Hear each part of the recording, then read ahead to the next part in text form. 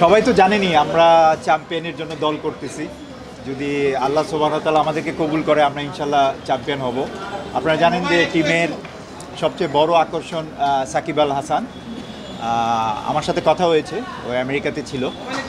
তো ঘরের ছেলে ঘরে আসতেছে, এটা হলো সবচেয়ে বড় নিউজ। শোনেন, আমি একটা কথা স্পষ্ট বলতে চাই যে আমরা রাজনীতিবিদ সাকিবকে নিয়ে নেই, আমরা খেলোয়াড় সাকিবকে নিয়েছি এবং সাকিব একটা দেশের সম্পদ। আমরা চাই না সাকিব অচিরেই ঝরে যাক। এবং আপনারা জানেন যে সাকিবের অলমোস্ট কেরিয়ার শুরু থেকে আমার সাথে ছিল এবং এখনও ও আশা প্রকাশ করছেন আমার সাথেই থাকবেন। এবং আমি চাই যে আমরা ক্রিকেটকে নতুনভাবে সাজাতে, এবং আপনারা জানেন যে আমাদের ভবিষ্যতের কর্ণধার, দেশের কর্ণধাররা বলেছে জাতীয় ঐক্যের ডাক দিয়েছে।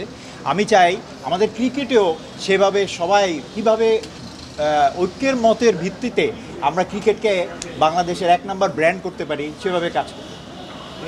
সাকিব আল হাসানের ব্যাপারে আপনি ধরে নিয়েছেন, প্লেয়ার সাকিবই কিন্তু ন্যাশনাল টিমের হয়ে টেস্টে খেলে রিটায়ার করার একটা প্ল্যান ছিল এবং সেভাবেই সব কিছু আগাচ্ছিল, কিন্তু সার্টিন কিছু ইস্যুর কারণে ওই ঘটনাটা শেষ পর্যন্ত হয়নি।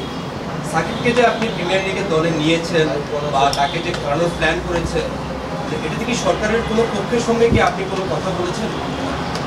আমি তো সরকারের লোকও না, আমি কারোর সাথে কথাও বলিনি। তবে যতটুকু আমরা বুঝতে পেরেছি বা আমি বুঝতে পেরেছি, আপনারা দেখেছেন যে সাকিবকে, আমি মনে করি আমি যদি ক্ষমতায় থাকতাম তাহলে সাকিবকে খেলানো হতো। বিকজ সাকিবের অবদানেই কিন্তু আমরা চ্যাম্পিয়ন্স ট্রফি খেলতেছি। এই প্লেয়ারটাকে বাদ দিয়ে চ্যাম্পিয়ন্স ট্রফিটা খেলাটাও আমাদের অনুচিত, আমি মনে করি। এটা আমার ব্যক্তিগত মত। এবং আমি মনে করি যে সাকিব একটা আমাদের দেশের বড় সম্পদ, আপনারা আমি আগেও বলেছি, এবং তাকে আমাদেরকে কাজে লাগাতে হবে। আপনারা যদি দেখেন পৃথিবীতে এটা সেকেন্ড রেফারেন্স হবে না যে কোনোভাবেই সে 12 বছর 3টা ফরম্যাটে নাম্বার 1 অলরাউন্ডার ছিল। এটা পৃথিবীতে আর আসবে কিনা আমি সন্দেহ। এবং ওকে আমাদেরকে অনেকভাবে, আপনারা দেখেছেন বিভিন্ন দেশে লিজেন্ডদেরকে পালে, তাদেরকে নার্সিং করে। যেমন মনে করেন টেন্ডুলকারকে বলা হয়েছিল যে ও কখন রিটায়ার্ড করবে, আর আমরা আমাদের পক্ষ থেকে আমরা ফোর্স করি প্লেয়ারকে রিটায়ারমেন্টের জন্য। এটা এইসব প্র্যাকটিস বাদ দেওয়া উচিত আমাদের ক্রিকেট থেকে। ও এখনই আমার মনে হয় 3rd টেস্ট দিতে যাচ্ছে, ইংল্যান্ডে আসতেছে রোজার মধ্যে। ওই টেস্টে একটা কোচও নিয়েছে ইংল্যান্ডের, এবং সে কোচ এগ্রি করলে সে আবার পরীক্ষা দিবে, এবং পরীক্ষায় পাশ করলে আমার ধারণা আমি বাংলাদেশে সে খেলতে পারবে। তবে আপনারা তো সাকিবকে পাওয়ার ব্যাপারে শতভাগ আশাবাদী। অবশ্যই, তাই সেজন্যই তো নেওয়া, নাহলে তাহলে আমরা নিব কেন যদি নাই খেলতে পারি। মাশরাফি সাকিবের পাশাপাশি মাশরাফির দীর্ঘদিন লেজেন্ডস অফ ফুটবল খেলেছেন আপনারা জানেন। মাশরাফির ব্যাপারে বা ওকে দলে নেওয়ার জন্য আপনাদের কোনো ইয়ে ছিল কি?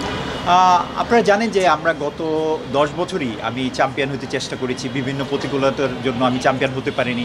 আমার টিমে বিভিন্নভাবে প্লেয়াররা খেললে বা ন্যাশনাল টিমের প্লেয়ারদেরকে খেলতে দেওয়া হয়নি, এবং এবং এবং বিভিন্নভাবে তাদেরকে ন্যাশনাল টিমে নেওয়া হতো না, সেভাবে হুমকি দেওয়া হতো। তা আমি মনে করি যে এবছর আমরা একটু চ্যাম্পিয়ন, মাশরাফি তো অ্যানাদার লিজেন্ড, ওর ক্রিকেটের একটু পড়তির দিকে। তা আমরা চেষ্টা করেছি এবার ইয়াং এবং অভিজ্ঞতার সমন্বয়ে চ্যাম্পিয়ন ফাইট একটা দেওয়ার জন্য। এবং আমি আশা করছি যদি মাঠে পারফরমেন্স করে, এবং মাঠে পারফরমেন্সের সাথে মাঠ ঠিক থাকতে হবে, আম্পায়ারিং ঠিক থাকতে হবে, সমস্ত পরিবেশ ঠিক থাকলে ভালো খেলা আমরা দিতে পারবো এবং আমরা চ্যাম্পিয়ন হবো ইনশাআল্লাহ। আপনাদের দলে ক্যাপ্টেন কি? আমাদের এখনও ঠিক টিম ম্যানেজমেন্ট ঠিক করে নেই, তবে আমার ধারণা আকবর আলী আছেন, সাইফ আসাল আছেন, সাকিব থাকলে সাকিব থাকবে। মানে এটা টিমের কন্ডিশনের উপরে নির্ভর করে ক্যাপ্টেন কী হবে। আপনারা দেখবেন 3 তারিখ তো খেলা।